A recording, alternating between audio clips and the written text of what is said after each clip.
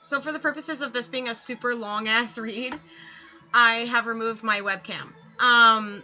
With that being said, we're going to go into this on Metapedia, and there's some other videos I have to make after this. But we're just going to read this whole thing through. So slavery is a social economic system under which certain persons, known as slaves, are deprived of personal freedom and compelled to work. The politically correct media typically focuses overwhelmingly on the transatlantic slave trade from Africa to the Americas and the following slavery in the Americas, especially the United States. Also, slavery in ancient Rome is often depicted. However, slavery has existed in numerous other cultures and was very common globally until white countries prohibited slavery and enforced this globally. The traditional form of slavery, where people can be bought and sold, is referenced to as chattel slavery. Serfdom, bonded labor, forced marriage are often argued to be other forms of slavery, although these forms have typically given the affected group some rights and protections that are not present in chattel slavery. In particular, such forms of slavery still exist today, and in particular in non-white countries. Like the Uyghur Muslims being taken by Chinese people in current day.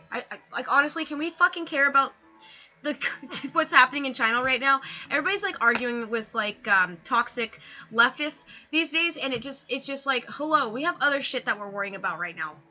And literally TikTok getting banned is not one of those issues.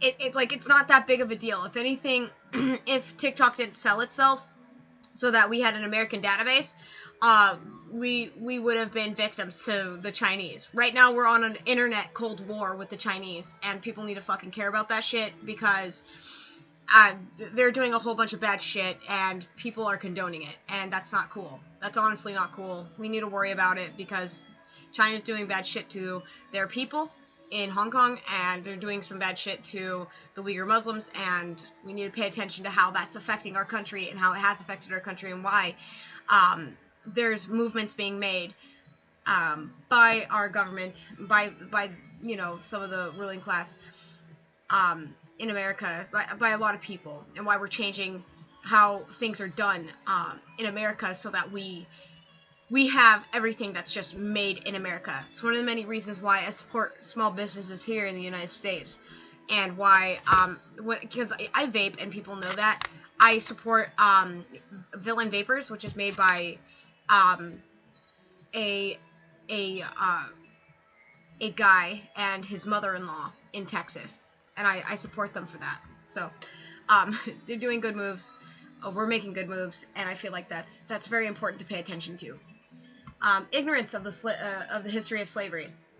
Surveys given by a professor to United States college students at the beginning of the school year found that students overwhelmingly believe that slavery was invented by the United States when it's almost exclusively a United States phenomenon. This likely due to their politically correct education about slavery being confined only to slavery in the United States. Slavery by non-white populations. China. Slavery existed as early as the Shang Dynasty, 18th to 12th century BC in China. In Han China, 206 BC, to 25 AD, approximately 5% of the population were slaves. Slavery continued to exist into the 20th century. Korea, 33% to 50% of the population were slaves during the Middle Ages and as late as the mid to 18th century. India, slavery existed early and is described in the Laws of Manu of the 1st century BC. A more detailed study was first made in the 19th century when the British wanted to abolish slavery. There were approximately 8 to 9 million slaves. Malabar in the south of India had the largest proportions of slaves, 15%. Other non-Muslim areas in Asia, slavery existed early and until relatively recently in Japan, Indonesia, and the Philippines, Malaysia, Nepal, and among Central Asiatic peoples such as the Mongols. 25 to 33% of the population in certain areas in Thailand and Burma were slaves during periods between the 17th and the early 20th centuries. Americas. Slavery existed in many different Amerindian populations. In some cases, slaves were sacrificed in massive numbers, and some of the sacrifices may have been eaten by social elites. The Middle East and Muslim societies. Slavery is described in the earliest historic writings in the Babylonian Code of Hammurabi of the 750 BC. of about 750 BC. It was a prominent institution. In ancient Egypt, slaves could be killed in order to serve their masters in the next life. Slaves are mentioned prominently in the Bible among the Hebrews in Palestine and their neighbors. All Muslim societies and slaves. Slavery persisted in the Arabian Peninsula into the 1960s. In Mauritania, ownership of a person was outlawed in 2007. See the section Slavery of the Modern World below. The large-scale slave trade and race mixing has caused many of the populations to have some degree of sub-Saharan African ancestry. The polygamy practiced in Islamic societies may have contributed to importation of female slaves. Sub-Saharan Africa. Slavery has existed in Sub-Saharan Africa throughout recorded history. Slavery was common also before Islam. Examples of African societies with a high proportion slaves include Zanzibar, 65 to 90% slaves, Madagascar, 50% slaves, people in the Sahara and the Sahel, 15 to 75% slaves, and a large number of states in the Sub-Saharan West Africa, 33 to 66% slaves. A very large slave trade occurred from Sub-Saharan Africa to the Islamic world during 650 to 1905 period. According to some estimates, it may have been twice as large as the transatlantic slave trade. Furthermore, African slave societies were primarily interested in women and children as slaves, while the men were killed unless they could be exported as slaves. It has therefore been argued that the transatlantic slave trade, which primarily was interested in male slaves as laborers in the colonies, in practice saved the lives of many male slaves. The Arab slave trade included castration of many of the male black slaves and some of the white male slaves. Castration had a high mortality, especially if the penis is removed, as was typically the case for black slaves.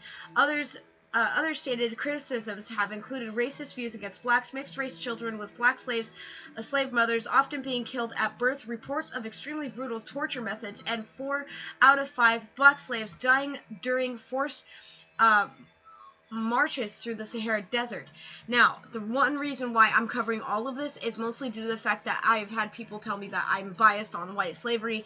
The white slavery thing happened on my TikTok account mostly due to the fact that people were telling me that whites have never been oppressed. And then I keep getting arguments about how whites were never oppressed for their skin color. Look, I don't know what to tell you. Neither were the Africans. That's just how it is. You know, like, when there's Africans that have enslaved their own in Africa and still do till this day, you cannot tell me that that slavery is happening because of skin color. Slavery will always be about economic issues, as it says. Slavery is a social economic system under which certain persons known as slaves are deprived of personal freedom and compelled to work. It has nothing to do with skin color. Tear yourself away from that fucking narrative and go kindly eat a dick, because I'm not going to be nice on my YouTube channel when it comes to this, because you need to know this stuff. You need to be aware of the fact that not everything is a race issue. This includes slavery. Slavery by Jews. For example, the black professor Tony Martin has stated a large role of Jews in slavery and stated in 2002 that, in fact, Jews have been involved not only in the African slave trade, but also, and for a very long period of time, in a variety of other slave trades as well. Apparently, they had actually dominated slavery and the slave trade in medieval times. A functionary of the Simon Wiesenthal Center, in his dissertation, which details black-Jewish relations from ancient times up to 1900, he actually acknowledges the fact that Jews were the principal slave traders in the world of several hundred years. Jews were the major slave traders in the world, trading slaves everywhere from Russia to Western Europe to India to China. But he says that they dominated the world trade only for a few hundred years. I discovered also that the Jews were very instrumental in the ideological underpinning of the African slave trade. The notorious Hamitic myth, which more than anything else has provided a sort of ideological underpinning of or rationale for the slave trade. This comes out to the Talmud, the biblical story that racially neutral the biblical story was racially neutral, but the Talmud apparently put a very awful racist spin on his story.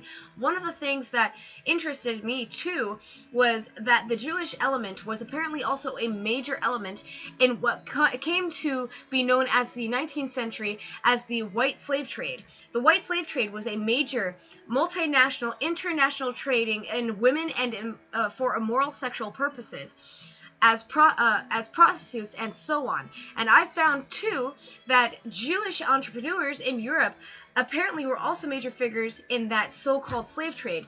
Jews were some of the important financiers. Many of the traders in colonial times who brought slaves across the Atlantic to this country were in fact Jewish ship owners and slave traders. Jews owned many of the ancillary corporations that sort of fed into the slave trade.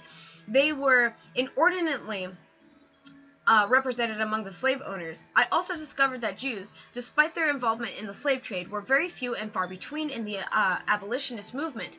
They were much less likely than other groups to be involved in this movement. He also described argued attempts to suppress knowledge of the role of Jews in the slave trade and stated, for example, then there was a American Historical Association. Three Jewish historians actually went to the American Historical Association and got it to decree.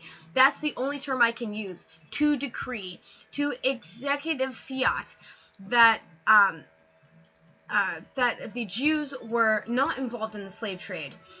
I've never ever heard of any such thing. This is totally antithetical to the way that academia operates. Who's ever heard of such a thing? A historical fact being determined by presidential decree from the American Historical Association. We decree is like a papal bull in the Middle Ages. We decree the Jews are not involved in the slave trade. It is absolutely amazing, but they actually succeeded in having this done. One explanation for differing opinions on the scale of Jewish involvement in the slave trade has been argued to be differing degree of involvement during different time periods and in different geographic areas. This is where we're at. White slaves. I covered this on my TikTok account, but we're going to read it out again. White slaves are usually not depicted or mentioned in the mass media except in connection with slavery in the distant past in ancient Rome. This gives the impression that whites have selectively enslaved blacks due to racism and that the whites have not suffered due to slavery. Slavery existed during antiquity in societies such as ancient Greece and ancient Rome. Slavery existed in Scandinavia both before and after Viking era, and a major object of the Viking raids was to capture slaves. In England in 1080, apparently 10% of the population were registered as slaves in the Domesday Book. In most parts of Europe, slavery existed well into the Middle Ages and even later and only gradually died out. Slavic slaves were plentiful, for example, in the Italian city-states as late as the 14th century. In Russia, slavery was an important institution until the 1720s, and serfdom was abolished in 1861. It has been argued that the Soviet Union reinstituted a form of state slavery in the Gulag camps. In the American colonies and Europe, and before and during the Industrial Revolution, there were what was in effect large numbers of white slaves who entered this as punishment for crimes including political crimes due to debt, due to kidnapping, and due to deliberate breeding of by slave owners. One example is tens or hundreds of thousands of Irish being sold as slaves in connection to the Cromwellian conquest of Ireland. The Jewish Encyclopedia openly states that there were influential crypto-Jewish merchants, Marranos, who supported Cromwell and the Parliament with financing and spying, and who Cromwell allowed to settle in England. However, it says nothing regarding the possible Jewish role in the Irish slave trade during Cromwell's regime. Let me look for my glasses real quick, because my eyes are about to fall out of my fucking head.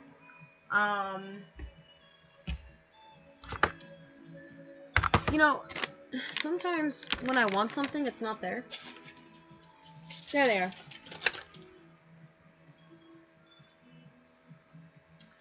Okay, so we're right here. This is where we're at. A large part of the free population of Muslims, Muslim Crimean Khanate in southern Russia was engaged either in the gathering of slaves or in the settling of them. The slaves were captured by raiding the neighboring Slavic and Caucasian societies, and the captives were sold in the slave markets of Eurasia. For every slave the Crimeans sold in the market, they killed outright several other people during their raids, and a couple more died on the way to the slave market. The slave trade continued until Russia conquered the Khanate in 1783. Crimean Tartars gave older men of little value to Tartar youths who killed them for sport. One result was the widespread depopulation of much of Ukraine and southern Russia before the slave raids were stopped. 1.5 million Eastern Europeans have been estimated to have been enslaved between 1500 and 1650. In addition, 1 million or more Western Europeans have been estimated to have been enslaved by Muslims in North Africa between 1530 and 1780. Pirates, called corsairs, from cities along the Barbary coast in North Africa, cities such as Tunis and Algiers, would raid ships in the Mediterranean and Atlantic as far as Iceland, as well as seaside villages to capture men, women, and children. The fishermen and coastal dwellers of the 17th century Britain lived in terror of being kidnapped by pirates and sold into slavery in North Africa. The destruction and depopulation of these attacks were devastating. Long stretches of the Spanish and Italian coast were almost completely abandoned by their inhabitants in general.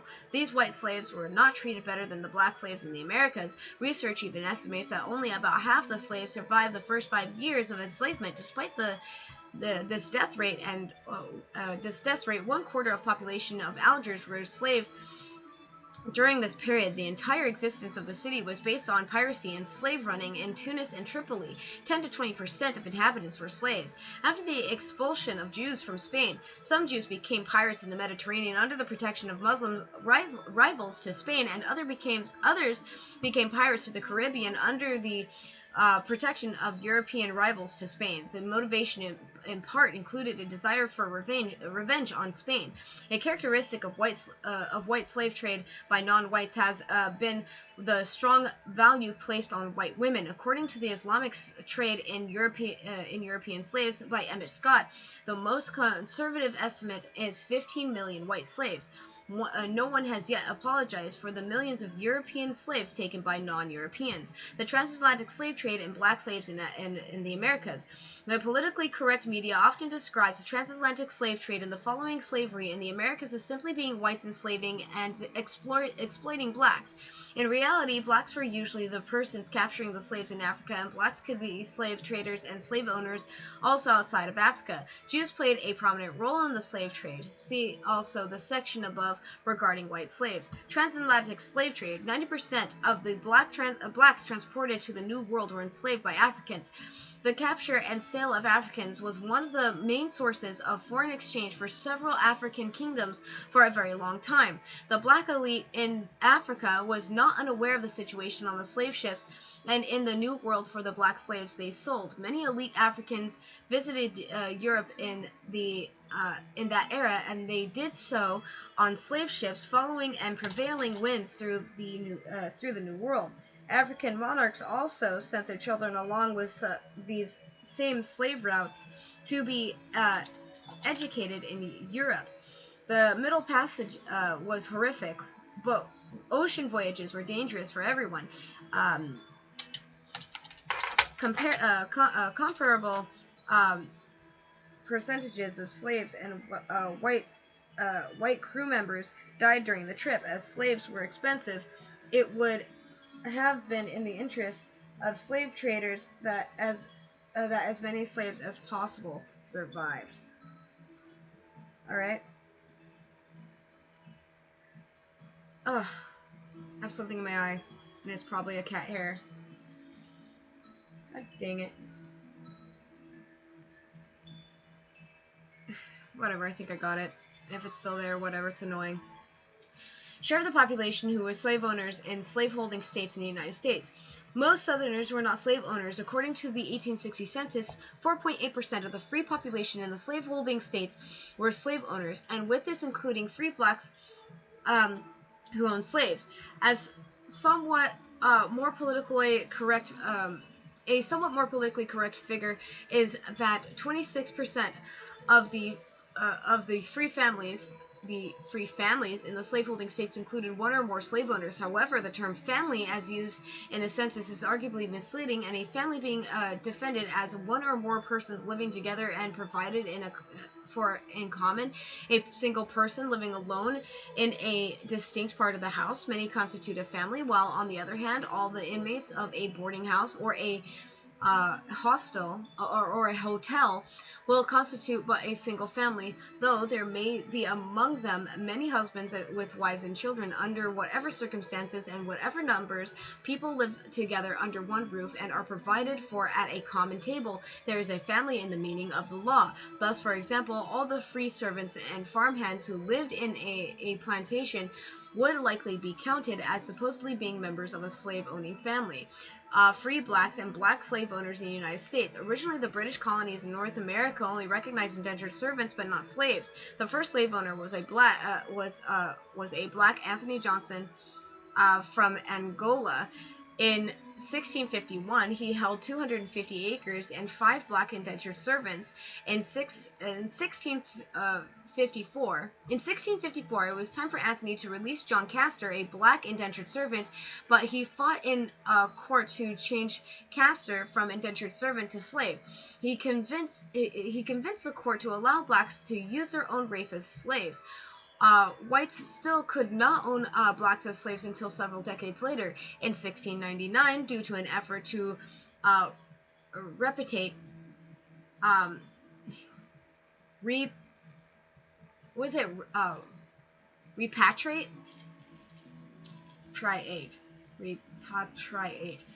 whatever that word is, free blacks from back to Africa. Many blacks sold themselves as slaves to avoid being sent back. In 1830, there were 3,775 black families living in the South who owned black slaves.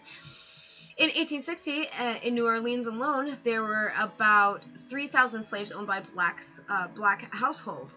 In the 1700s, free blacks could own white indentured servants as slaves. They also owned slaves in the northern states. Free blacks owned slaves in Boston by 1724 and in Connecticut by 1783.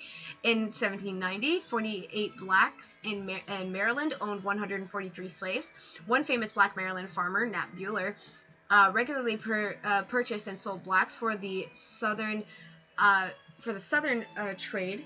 In 1830, about 13.7%, 319,599 of the black population was free. In some cases, blacks purchased black slaves for reasons such as protecting family members, but in other cases, they were purchased in order to gain a profit from their laborer.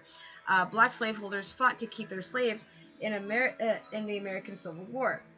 Black slave masters are an embarrassment to the Orthodox and have generally been justified by means of the Woodson thesis. In 1924, historian Carter G. Woodson hypothesized that blacks were benevolent owners who bought spouses and relatives for the purpose of freeing them. Mr. Kroger's analysis refutes this claim. He has discovered that 65% of purchases of slaves by blacks in the city of Charleston were clearly motivated by profit, and only 8% could be called benevolent. He could not determine the motive of the remaining 27%. Black slave owners took an entirely business-like attitude toward their property. They went to court to fight for their ownership interests and appeared to have been no more likely than whites to free slaves in their wills. There were several routes to freedom for black slaves, and in 1860 census and the 1680 census counted 224,963 free blacks living in the South, 6% of all Southern blacks. Why didn't they move to the North, where there were also communities of free blacks? Presumably because free blacks could live comfortably in the antebellum South. Free blacks could also have migrated to Haiti and Liberia, independent countries ruled by blacks, but most did not, and many of those who did migrate back, as discussed in the articles on these countries, free mulattoes have been argued to often been themselves as a distinct group, to often have self-segregated from more dark-skinned free blacks and to have been overrepresented as slave owners. Oh, I think I got what I had in my eye out. Yeah, I did. God, it was so... felt like there was a worm in my eye. Amerindian slave owners in the United States. In the South, Indians bought and sold large numbers of slaves, and many took their human property with them when they marched west over the Trail of Tears. Conditions for slaves in the United States. Regarding the conditions for slaves, anecdotes or even fiction may be cited as evidence for poor treatment and use of propaganda material in school teaching. Actual systematic research has stated that white farmers were probably less food secure than black slaves, and that slaves worked less than free blacks. There is no systematic research on the use of corporal punishment apart from the quantitative research on the records from one particular plantation. When we consider the lives of American slaves, we must compare them with contemporary historical standards, not current ideals. In 1824, a German visitor to Manchester, England, noted that he had seen so many people missing limbs from industrial accidents that it was like living in the midst of the army just returned from a campaign.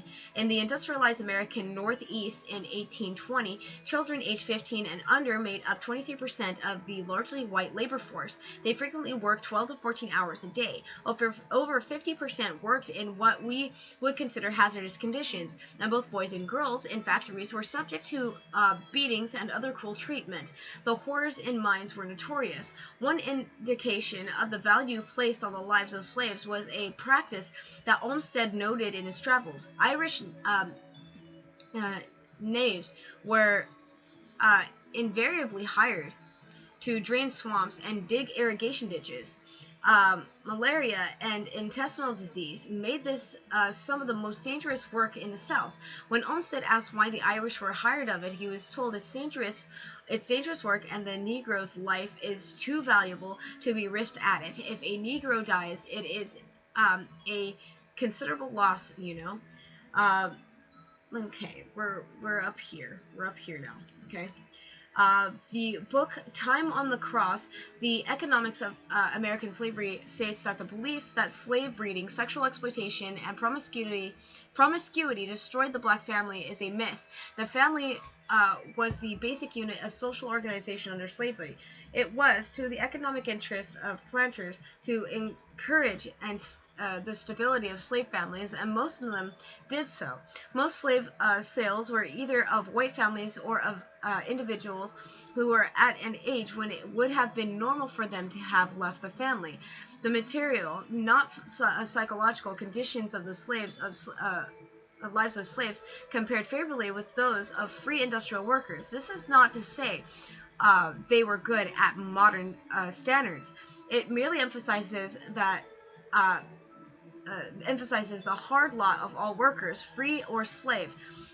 During the first half of the 19th century, slaves were exploited in the sense that part of the income which they produced was expropriated by their owners. However, the rate of exportation was much lower than has generally been presumed. Over the course of his lifetime, the typical slave field hand received about 90% of the income he produced.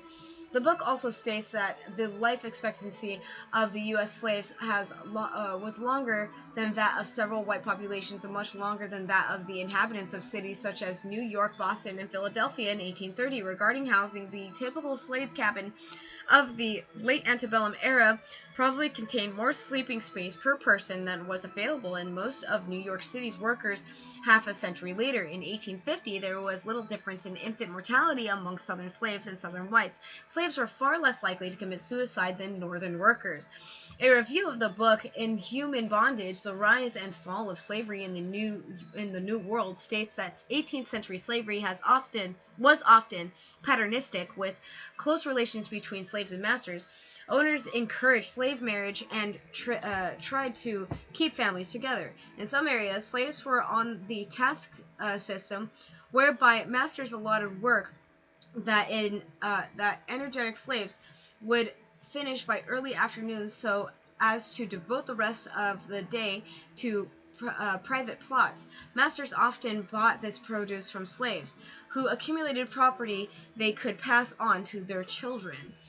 Professor Davis admits, grudgingly, that it was in the interests of slave owners to keep their property healthy and happy. He also writes that travelers in the South often reported that masters wanted to be popular among their slaves, an ambition probably lacking among Brazilian and Caribbean masters. He also concedes that since 27% of masters had fewer than 10 slaves, he knew them well and probably had reasonably good relations. At the same time, many masters took pains to encourage Christianity in the slave quarters because the Bible enjoined servants to obey masters. Likewise, many masters took pride in what they considered their decent Christian treatment of their property.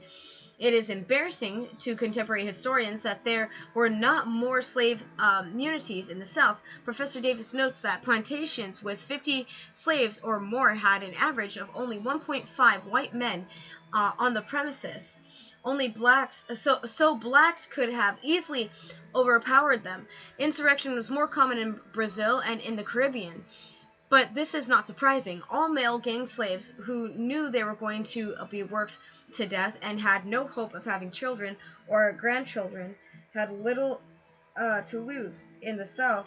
Even during the war, when white men were at the front, there were hardly any slave revolts to speak of. Okay. At one time, it was common to speculate that American slaves did not revolt because they were brutalized into a state of paralysis. But the most obvious explanation is surely correct. Many slaves may have wanted freedom, but did not find their lives so intolerable that they were prepared to commit violence and risk death for it.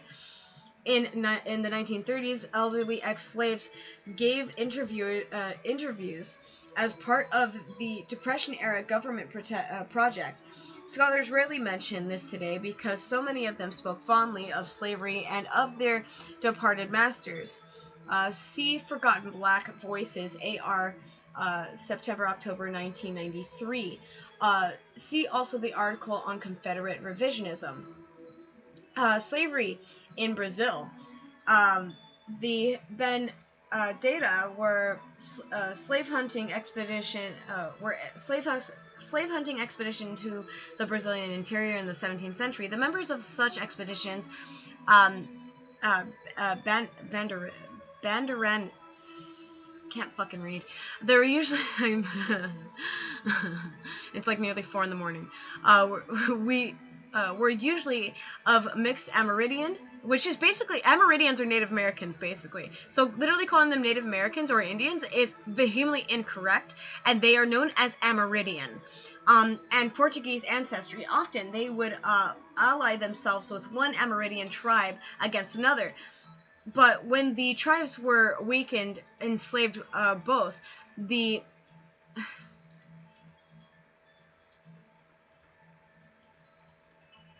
What's that? Bandeirantes. Yeah, Bandeirantes also often raided Amerindian villages established by Jesuits, who became the I fucking can't read it anymore. The Bandeirantes. I can't with different languages. Main opponents. A major slave trader was Francisco Felix de Sousa, likely of partial Amerindian and or black ancestry. The Portuguese Wikipedia states that was the son of the Portuguese slave trader and an Amerindian woman, and that he was himself freed at age 17. De Sousa continued to market slaves after the trade was abolished in most jurisdictions. In the Minas Gerais states, more than 30% of slave owners were former slaves or descendants of slaves. Basically. Okay, pause. Abolition of slavery. In some cases, slavery has diminished in society simply due to it becoming more difficult to acquire slaves. However, it was whites who for humanitarian reasons, started to argue against slavery and finally fought to end slavery throughout the whole world. The abolition of slavery in Europe in the Middle Ages was a gradual process, often involving slavery first being converted to serfdom and happened later in Eastern Europe. In Russia, serfdom was abolished in 1861. Slavery also persisted longer in European colonies, and the United States. Prohibition of importation of new slaves, often being an intermediary step towards abolition, and the longest in the areas not conquered by Europeans. In the British Caribbean, slavery was abolished in 1834. England influenced the abolition in many other Latin American countries. Brazil was the last country in the Western Hemisphere to abolish slavery in 1888. The European colonization movement of the second half of the 19th century put an end to slavery in many parts of Africa, East Asia, and Southeast Asia. In 1861, the British made holding a slave in India a crime. Russia also abolished slavery as it expanded its territory. China effectively abolished slavery in 1906 and Korea in 1930. Some parts of Africa and much of the Islamic world retained slavery at the end of World War I. The League of Nations and later the United Nations took the final extinction of slavery to be one of their obligations. The League had considerable success in Africa with the assistance of the European colonial powers, and by the late 1930s, slavery was abolished in Liberia and Ethiopia that were not European colonies. Slavery was abolished in most Islamic countries after the Second World War. Europeans had stopped the importation of slaves from sub-Saharan Africa long before this, although, sorry about that, I have to clean my glasses. Slavery was abolished in most Islamic countries after the Second World War. Europeans had stopped the importation of slaves from sub-Saharan Africa long before this, although it persisted in Saudi Arabia into the 1960s. It finally was made illegal in the Arabian Peninsula in 1962. As noted below, it persisted as legal institution beyond this in Mauritania.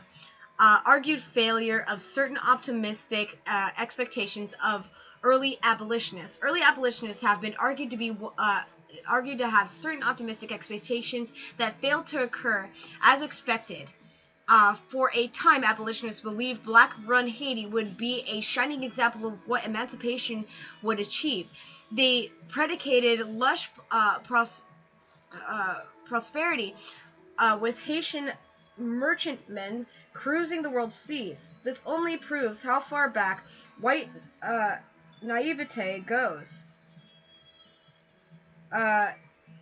In the 1820s, as Haiti sunk into misery, President Jean-Pierre Boyer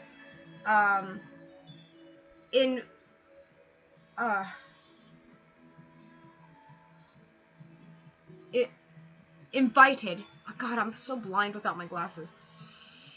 free blacks from America to come help build the country. At least 6,000 arrived from the Philadelphia area, but thousands returned disillusioned. Better to live in a slaveholding society run by whites than in black-run chaos. Similarly, it has been argued regarding the abolition of slavery in the British Empire in 1833 that 20 years later, it was clearly that abolition had been an economic disaster. Free blacks refused to work for wages and became loafers and subsistence farmers. Caribbean plantation land plummeted in value and exports dried up. In 1843, the British made a formal offer to the United States to pay the ocean passage for free blacks willing to go to the West Indies and work under contract. When that failed, the islands imported hundreds of thousands of East Indians or hill coolies to work in the fields. long-lasting economic effects of slave trade in Africa. The African slave trade, not just the transatlantic, has sometimes been argued to have caused long-lasting negative effects for Africa, which also today, 150 plus years later, would explain why Africa is underdeveloped. This has been criticized for reasons such as other regions with earlier large-scale slave trade not today being underdeveloped or being much more developed than Africa.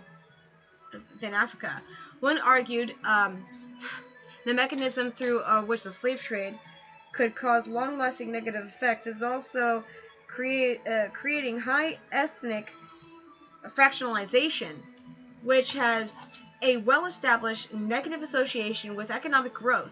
See, ethnic heterogeneity? I don't know what that is.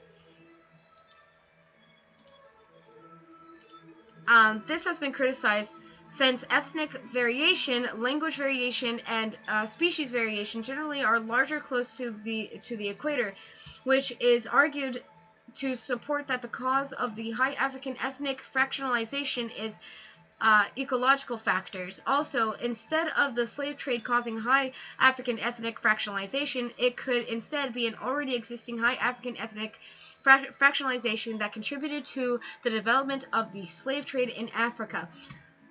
Long-lasting negative effects for areas using slaves. More generally, the historical use of slaves from other areas is sometimes used as an explanation for why certain parts of the world are more developed than other areas. This is dubious since the association between use of slaves and economic development is likely negative and not positive. Use of slaves within Africa have been extensive, with extremely high percentages of the population being slaves in some areas. See the section Slavery by Non-White Populations above. We read it. It's fine. Yeah, Africa. Yet Africa is the most underdeveloped part of the world.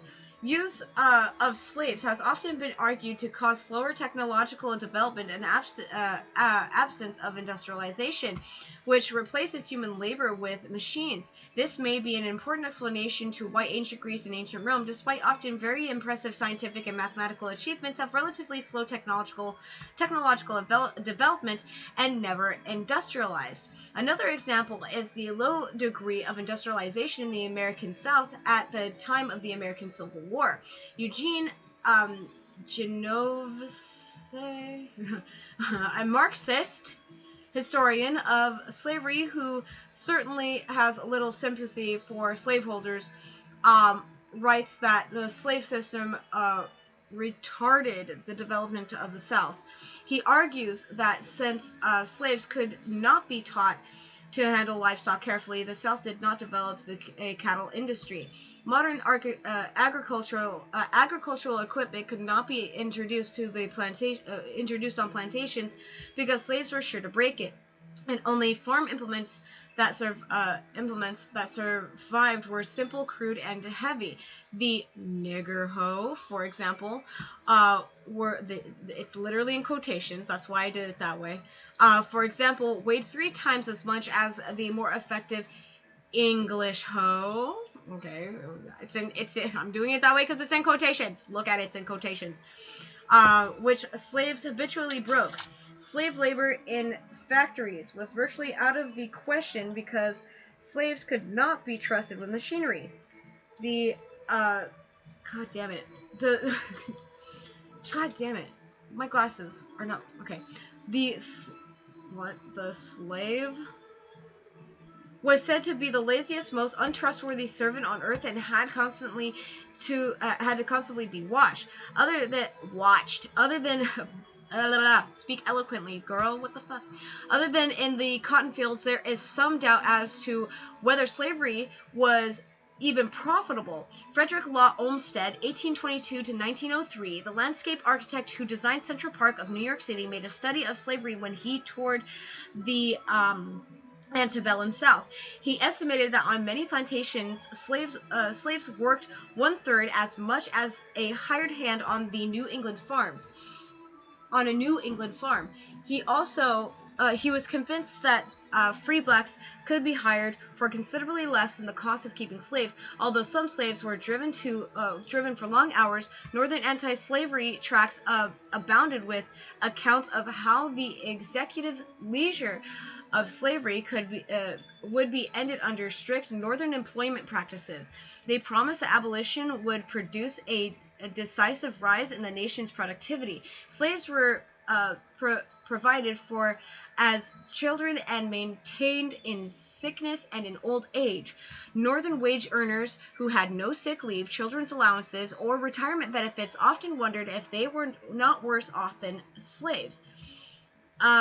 Countries such as Portugal and Spain went into long-term economic declines despite large-scale use of slavery in the colonies. On the other hand, for example, Canada, Australia, and many white countries without colonies or slavery developed more or less in parallel with the United States despite not using massive slave labor. Another negative effect of slavery is competing with and replacing free workers. In ancient Rome, a greatly increased use of slaves in agriculture caused the class of free small farmers to largely disappear. This class has been important. This class has been important parts of the Roman military and the Roman political system. Its disappearance has been argued to be an important cause of the fall of the Roman Republic and the creation of a professional army, with an over time increasing larger share of foreigners. Slavery, such as importation of female slaves from low IQ areas, has also been argued to be an important cause of dysgenics and the fall of civilization.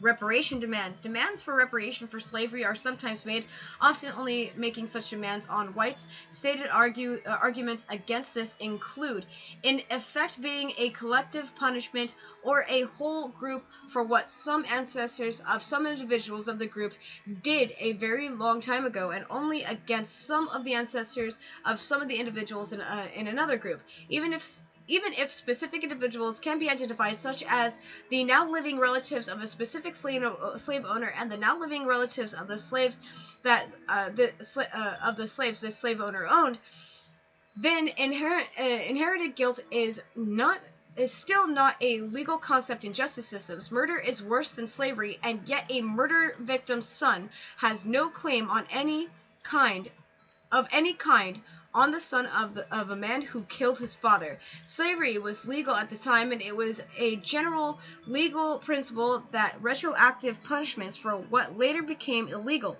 so-called ex post facto laws, were not valid. If such retroactive punishments were allowed, especially against descendants due to inherited guilt, then they could be applied to many other areas than slavery, such as against the distant descendants of those who in the distant past used child labor as extreme common in many cultures. Ignoring large-scale slavery by non-whites, including, for example, blacks enslaving other blacks. In Africa, making male captives from tribal wars were often killed if they could not be sold as slaves. Black descendants of slaves in the United States, on average, having a much higher living standard than blacks in Africa. The economic costs of, for example, high black crime, high black imprisonment, and high black welfare use. See also the section such as long-lasting negative effects of areas using slaves. Slavery in the modern world. In 2013, a 2013 estimate was that there were 30 million slaves globally. Slavery was generally more common in non-Western countries. Slavery is a multi-billion-dollar industry with estimates of up to $35 billion generated annually. The UN estimates that roughly 27 to 30 million individuals were currently caught in the slave trade industry. In 2004, a 2004 estimate was that there were 6.8 million people in the Chinese labor camp system. This is Lagoy. I'm gonna look at that in a second. See the article on Haiti, on Restevics, a form of child slavery. Mauritania was the last nation to officially abolish slavery in 1981, but it only became illegal to own a person in 2007. In 2012, only one person had been convicted of this. An estimated 10 to 20% of the population were enslaved. The typical pattern is North Africans owning sub-Saharan Africans. African pygmies were often enslaved by black Bantus. In 2003, the leading Saudi government cleric and author of the country's religious curriculum stated that slavery was part of Islam. Other Islamists have been recently advocated or implemented slavery. Also, critics of Islam have argued that slavery has a strong support in Islamic writings. Sex slavery. In the past decade, approximately 25,000 women, nearly all from the former Soviet Union, were smuggled into Israel over the Egyptian border to be brutalized as sex slaves. Once in Israel, victims were repeatedly sold and resold to pimps and brothel owners. They were forced to work in slave-like conditions, ruthlessly abused and exploited, suffering severe beatings, rape, and often starvation. Israel has finally started cracking down for fear of losing American aid. Good. That's all I have to say about that. Holy shit. See the article on white demographics and the section Eastern Europe and Russia on very large numbers of women from Eastern Europe and Russia being sex slaves in non-white countries. See race and crime culture regarding organized and racially ethnically based large-scale rapes and sex trafficking in Rotherham and other places in England and elsewhere. See also the article of Operation Cross Country regarding the FBI operation against child prostitution, allegedly often involving blacks gangs kidnapping white girls. Oh shit. Let's look at that for a second. Fucking excuse me, bruh.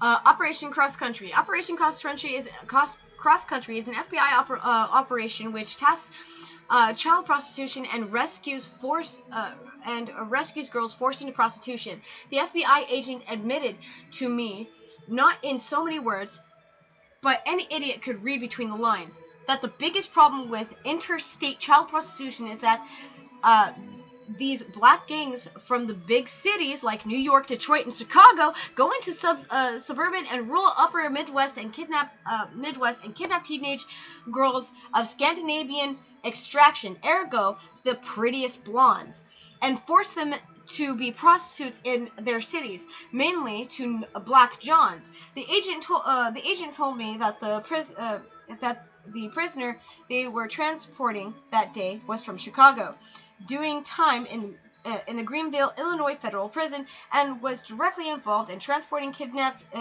girls from Wisconsin into Chicago. We're gonna cover that later. So we have external links here. We have references. Some of these links do not work. I'm letting you know right now, because people they're like within the system and everything that's been going on in the world these days. For the past several years, maybe a couple of decades or so, maybe past several decades or so, people have been erasing actual fucking history. This is real, okay? This is what it is, because I know I've been lied to, and I've always felt that way, because all we ever learned was the same shit for 7 years where I live.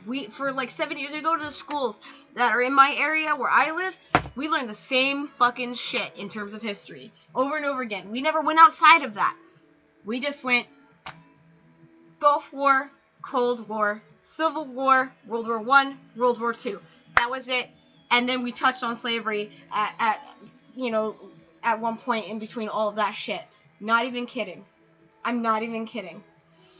So there's this, and I'll link it in YouTube, and I hope you all take care of yourselves. I'm sorry this video was fucking long, but this article was fucking long, so can you blame me? Jeez. Take care, drink water, get plenty of sleep, and eat food. Have a good day, everyone.